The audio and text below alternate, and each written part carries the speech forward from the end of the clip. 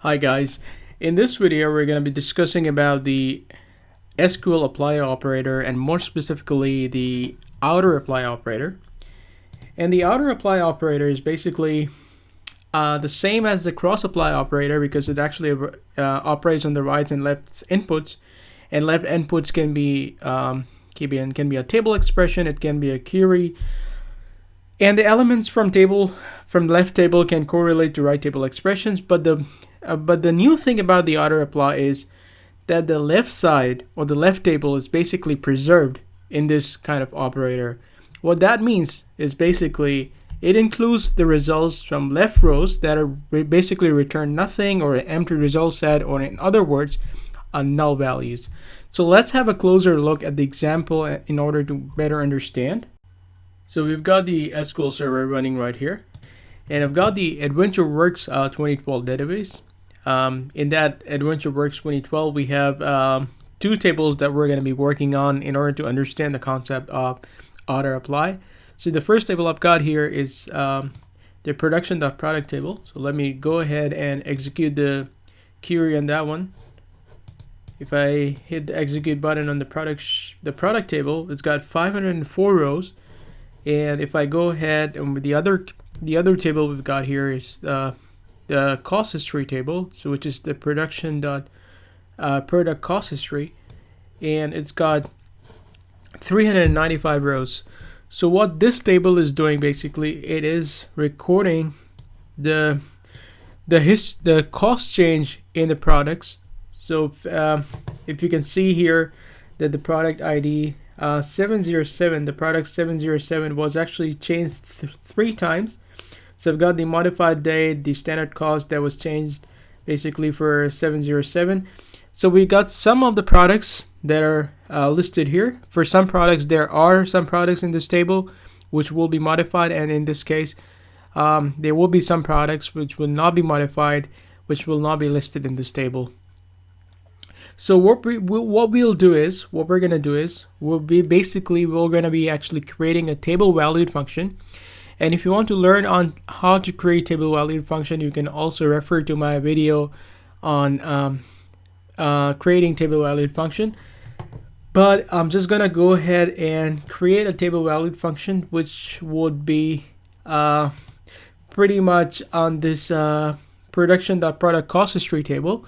What this function is going to do is it will return a table, and it will select all the columns from this table, and it will give a condition on the product ID, and it will be actually filtered based on the parameters that I'm going to be providing in this function. So if I go ahead and execute this function, the table valued function will be created, and then I can query that table valued function. So in order to understand the concept of Outer Apply, what I'm going to do is I'm going to write the query and select star from production.product,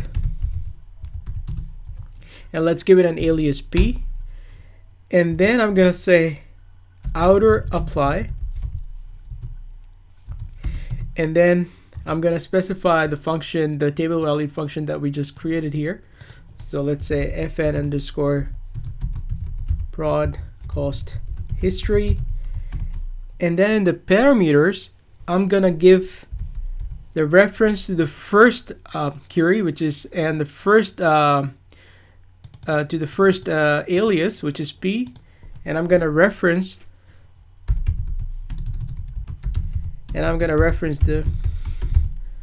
the attribute from the first query, which is the production.product ID. So the first query, the query is going to retrieve, I'm going to give that as a parameter in the second table expression.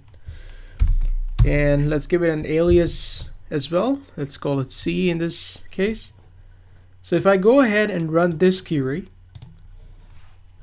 it will actually display me a bunch of values, a bunch of